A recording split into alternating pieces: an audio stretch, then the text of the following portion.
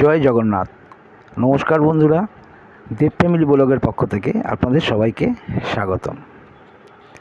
আমরা আজকে আপনাদের নিয়ে যাব নয়া নির্মিত দীঘা মন্দিরে।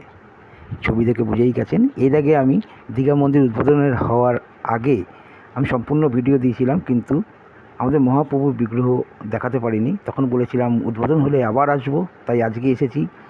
যারা যারা এখনও এসে পৌঁছাতে পারেননি তারা আমার সঙ্গে চলুন, ডিজিটালি দর্শন করবেন। যারা যারা এসছেন স্মৃতি রোমন্থন করে নিন। আর যদি আমার ভিডিও ভালো লাগে, লাইক, শেয়ার, সাবস্ক্রাইব অবশ্যই করবেন, কারণ আপনাদের একটি লাইক, একটি শেয়ার, একটা সাবস্ক্রাইব আমাকে নতুন নতুন ভিডিও দিতে অনুপ্রাণিত করে। মরুভূমির মতন সাদা বালি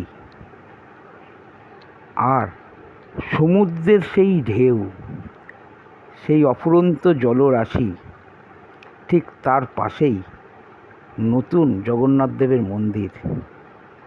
দীঘা এখন হয়ে উঠেছে পর্যটন ক্ষেত্র থেকে তীর্থক্ষেত্র। আগে দীঘা ছিল শুধু পর্যটন ক্ষেত্র, কিন্তু এখন হয়ে গেছে তীর্থক্ষেত্র। এর আগে আমি দীঘার এই মন্দির সম্বন্ধে আপনাদের যেটুকু জানতাম সম্পূর্ণ জানিয়েছিলাম। আজকে আবার একবার মনে করিয়ে দিচ্ছি। এই মন্দিরটি 22 একর জমির উপর 200 কোটি টাকা খরচ করে তৈরি হয়েছে, এবং 2018 সালে এই মন্দিরটি তৈরির কথা ঘোষণা করেন মুখ্যমন্ত্রী মমতা বন্দ্যোপাধ্যায়। এই মন্দিরটি অক্ষয় তৃতীয়ার দিন উদ্বোধন হয়েছিল, এবং সেদিনকেই বিকালবেলায় মন্দিরটি জনসাধারণের জন্য খুলে দেওয়া হয়েছিল। এই মন্দিরের 4টি দ্বার: উত্তরে হস্তিদ্বার, দক্ষিণে অশ্বদ্বার, পূর্বে সিংহদ্বার, পশ্চিমে ব্যাঘ্রদ্বার। মন্দিরে প্রবেশ করলেই আপনারা দেখতে পারবেন পুরীর মন্দিরের মতোই অরুণ স্তম্ভ। এই মন্দিরে রয়েছে 4টি ভাগ: গর্ভগৃহ, জগমোহন, নাট মন্দির ও ভোগমণ্ডপ। ভোগমণ্ডপে রয়েছে আবার 4টি দরজা। এই মন্দিরের দেয়াল জুড়ে রয়েছে পাথরের কাজ। এই মন্দিরে গড়ে উঠবে রত্নভাণ্ডার। এখানে আছে লক্ষ্মী মন্দির ও ভোগের জন্যে ভোগশালা। পুরীর মতোই এই মন্দিরে নিয়ম মেনে রোজ ধ্বজা পরিবর্তন হয় এবং করেন পুরীর দক্ষ কারিগররা। আমরা ঢুকলাম, মন্দিরে ঢুকেই দেখতে পাচ্ছেন নাট মন্দির। এখানে 16টা স্তম্ভ রয়েছে, যা মন্দিরটিকে ধরে রেখেছে।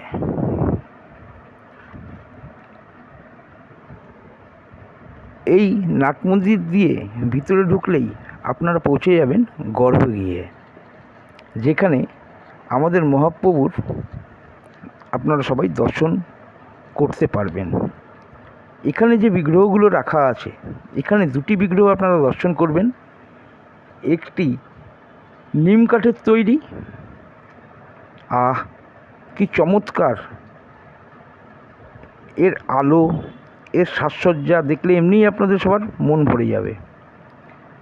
প্রতি খাজে খাজে যেন শিল্পের ছোঁয়া, যেদিকে তাকাবেন সেদিকেই আলাদা অনুভূতি।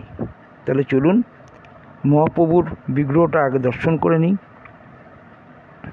মহাপ্রভুর বিগ্রহের দিকে তাকালে যতই চিন্তা, টেনশন থাক না কেন, মন যেন এমনিই হালকা হয়ে যায়। এক পবিত্র অনুভূতি নিয়ে বেরোনো যায় মহাপ্রভুকে দেখার পরে।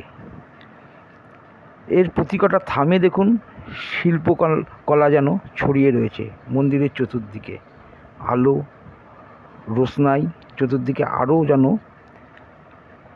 এই যে মন্দিরটি দেখছেন, মন্দিরের বাইরে কিছু নতুন কলসি রাখা রয়েছে। এই মন্দিরে পুরীর মতোই এবছর থেকে রথযাত্রাও হবে। এই মন্দিরের ধ্বজা এখন প্রতিদিন চেঞ্জ করা হয়। সেই ধ্বজাটা আপনারা দেখতে পাচ্ছেন। দিনের বেলায় এই মন্দিরটা যতটা না সুন্দর, রাত্রির বেলায় আলোতে মন্দির হাজার গুণ তার রূপ যেন চতুর্দিকে বিকশিত করে ওঠে। যেদিকেই চোখ দেবেন সেদিকেই দেখুন ঝাঁ চকচকে, এত সুন্দর।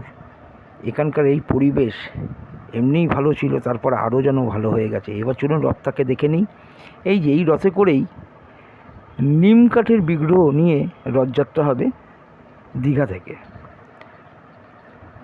মন্দিরের চূড়া দেখতে পাচ্ছেন, অপরূপ দৃশ্য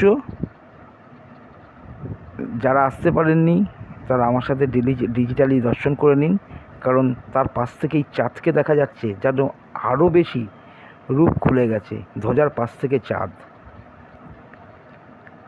এইখানে পাশে রয়েছে মন্দিরের দুপাশে দুটো পুষ্করণী, যেখানে এখন পদ্মপাতা দেখা যাচ্ছে, হয়তো কিছুদিন পরে সেখানে পদ্ম ফুলও ফুটে যাবে।